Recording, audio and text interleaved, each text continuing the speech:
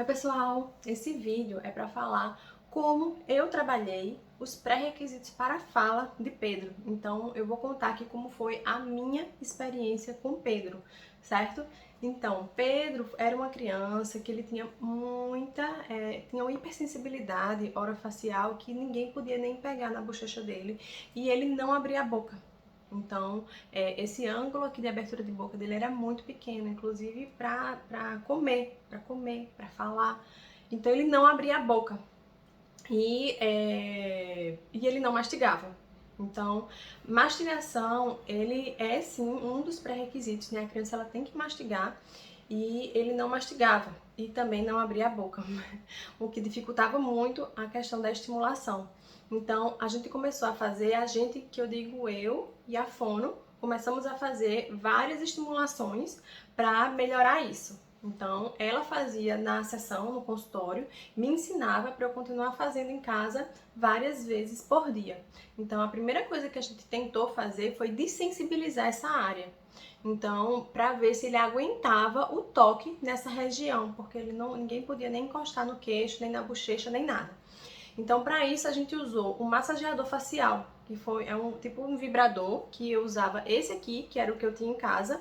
Passava aqui, ó, sempre de baixo para cima, de um lado, do outro, só que ele não aguentava, né? Ele odiava esse massageador. Então, antes de colocar o massageador direto no rosto dele, eu colocava na mão e começava a fazer como se fosse uma brincadeira. Cadê a mão? Aí vibra, vibra, vibra, é a massagem na mão. Cadê a barriga? Aí mostrava a barriga e passava o massageador na barriga. E assim ia passando em uma parte, em outra, ia na bochecha. Aí voltava, cadê a mão? Porque ele empurrava, ele não gostava. Era um estímulo que para ele era aversivo, enfim, ele não tolerava. Então a gente ia um pouquinho na mão, um pouquinho na barriga, um pouquinho na bochecha. Aí ia de um lado, do outro e depois ia fazer outra coisa.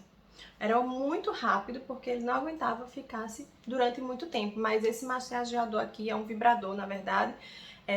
A gente usou bastante para essa região, né, de queixo e bochecha.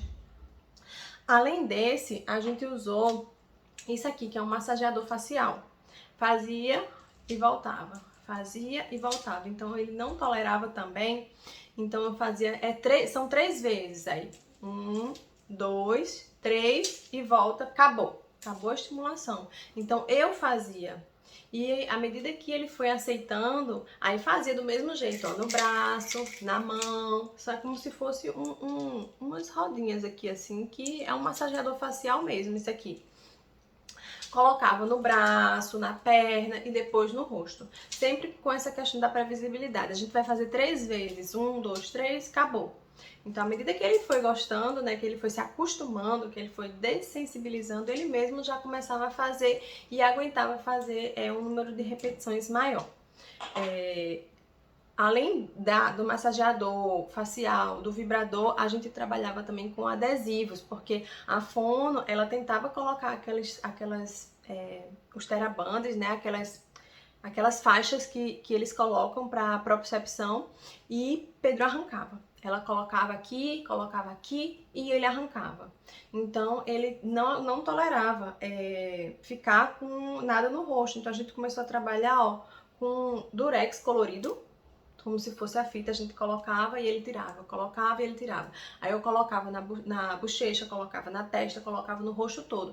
A gente usou para isso tanto o durex colorido como os adesivos, aqueles adesivos de bolinhas, porque aí a gente colocava e ele tirava na mesma hora, e os adesivos com personagens.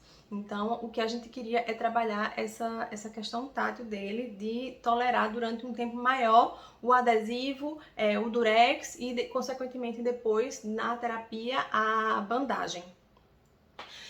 Para trabalhar a parte intraoral, essa parte a fono que fazia, né? Ela que sabia quais eram os lugares específicos para estimular, e a gente usava, eu não tenho mais, uma escovinha, que era uma escovinha de silicone, onde na ponta tinha umas vilosidades. Parecia uma escova de dente, era um formato de escova de dente, só que ela era de silicone e na ponta elas tinham uma vilosidade.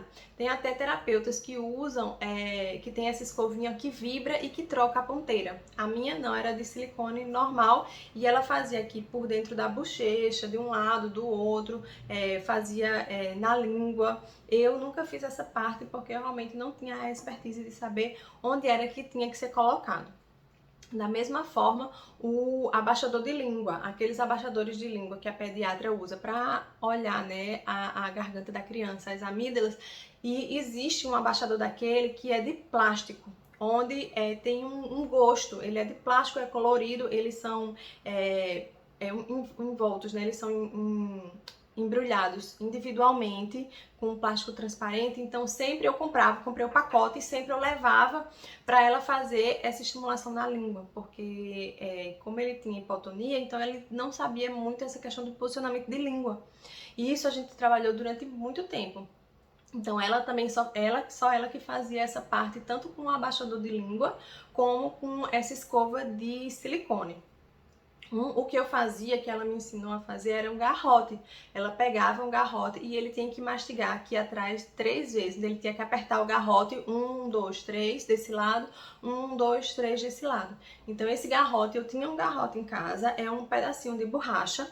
Ela que pegou esse garrote, eu não sei onde é que tem, pra vender, mas ela me deu esse garrote para eu estimular várias vezes durante o dia. Então, ele abria a boca, no que ele abria a boca, eu colocava o garrote aqui e ele, 1, 2, 3, ele tinha que apertar 3 vezes de um lado e 3 vezes do outro. Então, dessa forma, né, a gente trabalhou essa parte de estimulação intraoral, tanto a parte tátil, né, como essa parte de força para ele mastigar. E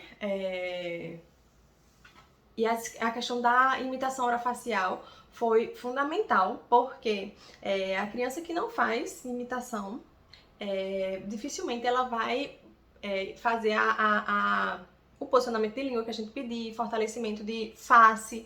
Então, a imitação orofacial, que começou com a imitação motora ampla, também é um pré-requisito e a gente trabalhava muito essa imitação orofacial, tanto com expressões faciais, como com movimentos de língua, acima, para um lado, para o outro. Então, eu tô aqui olhando que eu fiz para não esquecer nada, eu anotei tudo aqui.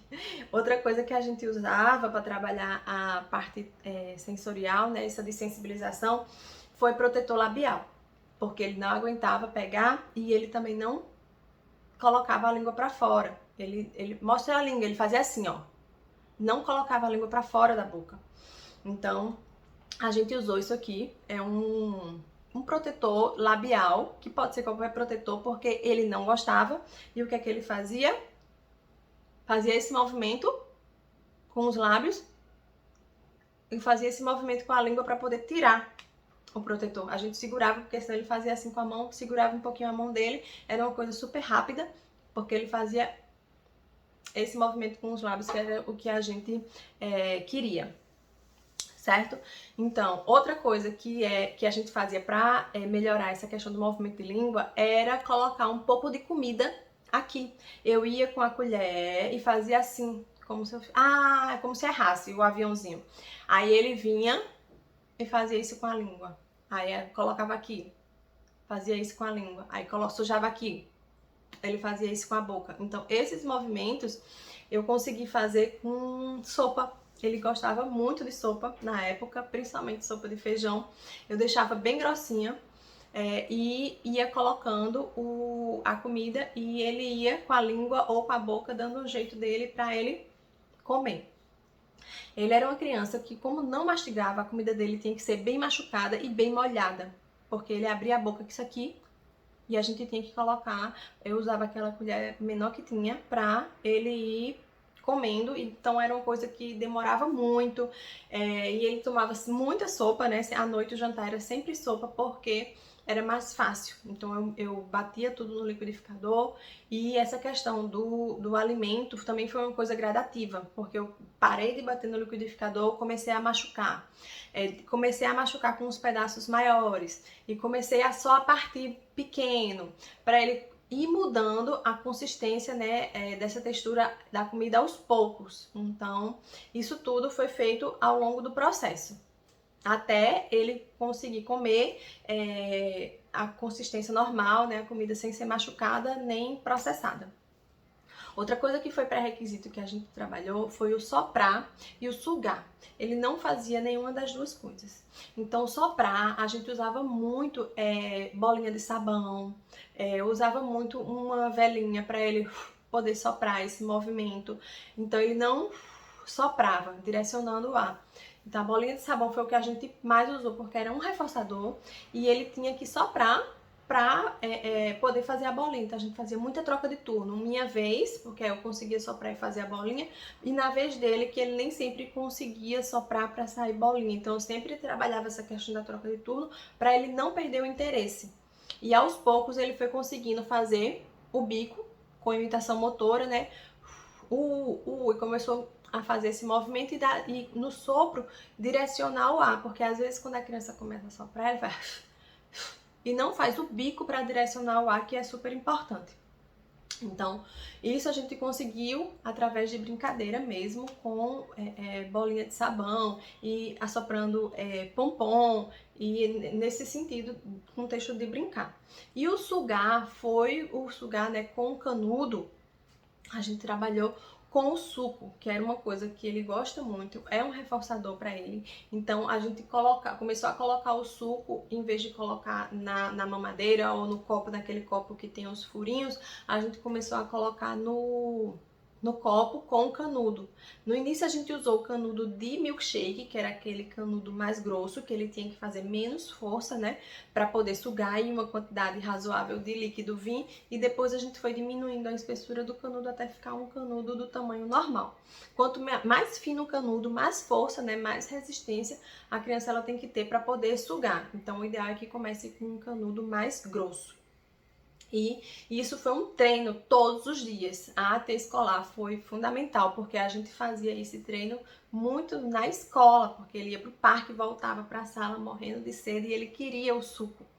Então ele tinha que sugar para poder tomar o suco. E foi uma habilidade que depois a gente foi generalizando. Eu comecei a comprar copo, daqueles copos de canudo, e começar a usar qualquer tipo de canudo.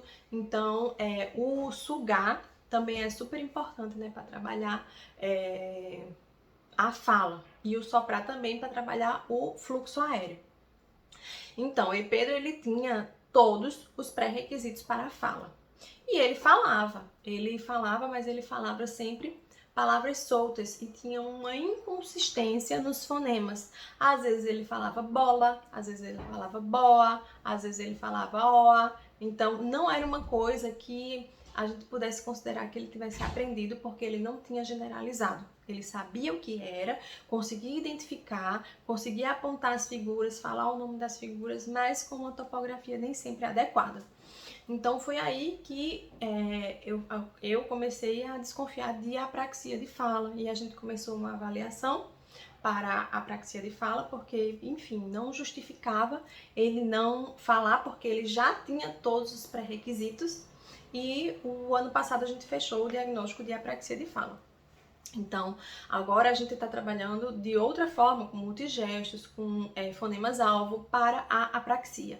Mas os pré-requisitos da fala foram fundamentais ser trabalhada, porque senão essa fala ela não iria sair, mesmo com a topografia nem sempre correta.